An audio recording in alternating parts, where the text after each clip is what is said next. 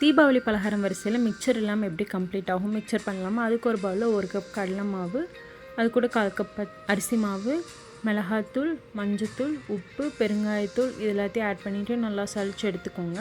அது கூட கொஞ்சம் கொஞ்சமாக தண்ணி ஆட் பண்ணி மாவு கொஞ்சம் நல்லா சப்பாத்தி பதம் மாதிரி ஆகிற அளவுக்கு நல்லா பிசைஞ்சு எடுத்துட்டோம்னா நம்மளோட மிக்சருக்கு பண்ணக்கூடிய அந்த குச்சி குச்சியாக ஒன்று இருக்கும் இல்லையா, ஸோ அது பண்ணுறதுக்கான மாவு வந்து ரெடி ஆயிரும். அதுக்கு நம்ம இடியாப்ப குழல்ல மாவை ஃபில் பண்ணிவிட்டு நல்ல மிதமான சூட்டில் இருக்க ஆயிலில் வந்து டீப் ஃப்ரை பண்ணி எடுத்துட்டோம் அப்படின்னா இது வந்து ரெடி ஆயிரும். நெக்ஸ்ட் நம்ம பண்ண போகிறது பூந்தி. அதுக்கு ஒரு பவுலில் 1 கப் கடலை மாவு, 1/4 கப் வந்து அரிசி மாவு, மஞ்சத்தூள், மிளகாத்தூள், உப்பு, கொஞ்சம் பெருங்காயத்தூள் இது எல்லாத்தையும் ஆட் பண்ணி சளிச்சுக்கோங்க.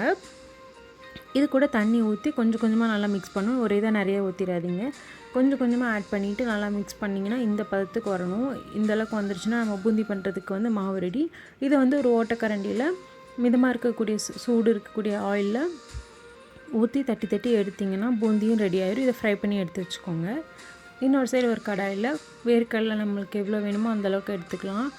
அதையும் போட்டுட்டு நல்லா ஃப்ரை பண்ணி எடுத்துக்கோங்க. அதே ஆயிலில் வந்து கொஞ்சமாக பொட்டுக்கடலை போட்டு அதையும் நல்லா ஃப்ரை பண்ணி எடுத்துக்கோங்க.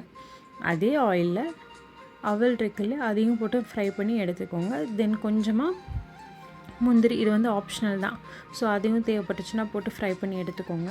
தென் வந்து கருவேப்பிலையும் ஃப்ரை பண்ணி எடுத்துக்கோங்க. கருவேப்பிலை உள்ளே போடும்போது தெரிக்கும், ஸோ கவனமாக இருக்கணும். போட்டு ஃப்ரை பண்ணி எடுத்து வச்சுட்டு அதுக்கப்புறம் தட்டின பூண்டு, தோலோடு இருக்கக்கூடிய க்ளீன் பண்ண தட்டின பூண்டையும் உள்ளே ஆட் பண்ணி நல்லா ஃப்ரை பண்ணி எடுத்துக்கோங்க. அவ்வளோதான். இப்போ இது எல்லாத்தையும் மிக்ஸ் பண்ணலாமா? அதுக்கு ஒரு பெரிய பவுலில் ஓமப்பொடியை நல்லா உடச்சி விட்டுட்டு அது கூட பூந்தி ஆட் பண்ணிவிட்டு நம்ம ஃப்ரை பண்ணி வச்சுருக்கிற அவல், கருவேப்பிலை, வேர்க்கடலை, முந்திரி பருப்பு, பொட்டுக்கடலை அண்ட் கருவேப்பிலை, வெள்ளைப்பூடு இது எல்லாத்தையும் ஒன்றா போட்டுட்டு லைட்டாக ஒரு மிக்ஸ் பண்ணிக்கோங்க. அது கூடவே கொஞ்சமாக மிளகாத்தூள் அண்ட் கொஞ்சமாக சால்ட் ஆட் பண்ணிக்கோங்க.